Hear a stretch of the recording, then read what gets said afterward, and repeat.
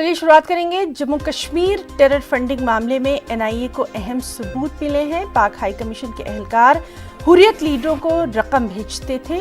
ज़हूर अहमद बटाली के पास से मिले दस्तावेजात में पाकिस्तान हाई कमीशन के एहलकार इकबाल चीमा का जिक्र है, जिसने ज़हूर अहमद बटाली को 2016 में 30 लाख और 40 लाख रुपए भेजे। इसके अलावा डीएसपी देवेंद्र सिंह मामले में भी पाकिस्तान हाई कमीशन का कनेक्शन था। पाकिस्तान की इन तमाम साजिशों को देखते हुए हिंदुस्तान ने पाकिस्तान के ताल्लुक से बड़ा अहम फैसला लिया। हिंदुस्तान पाक हाई कमीशन के अमले को 50% कम करेगा। वहीं भारत पाकिस्तान में अपने हाई कमीशन में मुलाजमीन की तादाद को भी कम करेगा। हिंदुस्तान ने इस सिलसिले में इक़दाम करते हुए पाक डिप्टी हाई कमिश्नर को तलब करके फैसले से आगाह किया और कहा कि फैसले पर 1 हफ्ते के अंदर अमल दरामद होगा।